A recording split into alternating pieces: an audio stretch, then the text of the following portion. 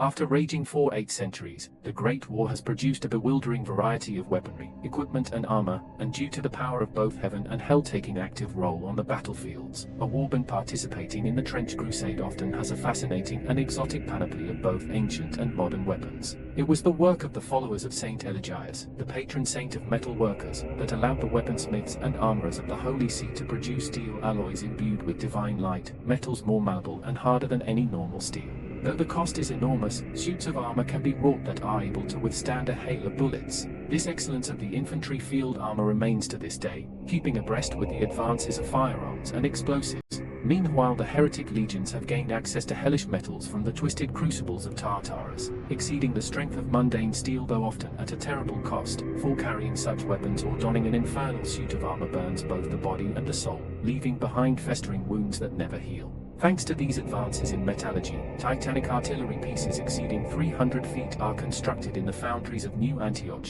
while the forges of hell turn out truly colossal machines of death of their own. The largest known piece, the dreaded mouth of hell, measuring a staggering 666 feet in length and boasting 1,666 millimeters in caliber. The massive artillery barrages pockmark no man's land, creating a hellscape on earth between the heretic and faithful forces. It is over these pieces of land that the warbands of both sides travel, scouring every inch for usable weapons, holy objects of power, ammo, food, armor and more.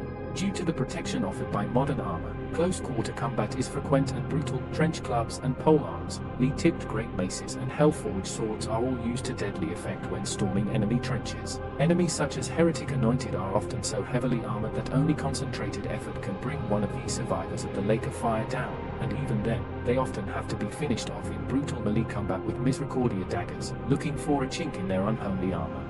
Those brave, or suicidal, enough wield anti-tank hammers, polearms with explosives powerful enough to shatter even the strongest armor. Still, the humble bolt-action rifle is the workhorse of the battlefield, and most soldiers and heretic legionnaires carry it. Many other weapons, although rarer, are in common use: machine guns, sniper rifles, shrapnel and gas grenades, as well as experimental antimaterial rifles, while the heretical forces are equipped with blades of eternally burning fire, living bullets that infect his targets and turns them into metastatic vessels of undead, forever bound in servitude to the daemons, and heavy flamers forged in the iron pits of Dis, belching the flames of the lake of fire where damned souls wither for the whole eternity. With both infernal and divine powers actively at work on earth, holy icons, symbols, cursed trinkets and unholy artifacts are carried by soldiery of all ranks. Their power is undeniable and has turned the tide of many a battle. Martyrdom pills are taken regularly by trench crusaders looking to take the enemies of God down with them. They knew the faithful against pain and exhaustion but extract a brutal toll after their effect wanes.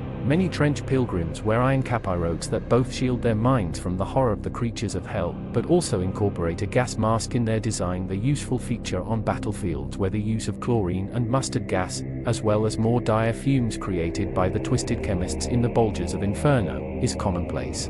Elite forces have even more advanced and esoteric equipment and arms. For example, the observers of the Synod of Strategic Prophecy wear a specially constructed helmet which allows them to hear the voice of God, and thus allows them to perceive immediate past, present and future simultaneously to a degree. This allows them to perform martial feats unrivaled, but it comes at a cost. A living human is not meant to hear the holy words, and as the voice of God never decays, they must concentrate with superhuman focus to hear what they need to pick the right course of action. Sleep is impossible with the divine echo ringing in their ears. Heavy sedation and use of mind-altering drugs is necessary for them to withstand the heavy burden of their battlefield role for any length of time. The accompanying picture shows the trench pilgrims of the procession of the Sacred Affliction. They are known for their zeal for close quarters combat, their icon armor and shields, which despite appearances can withstand machine gun bullets, and the millstones they carry in order to tie them around the necks of sinners before they suffocate them in the mud and blood of the no man's land.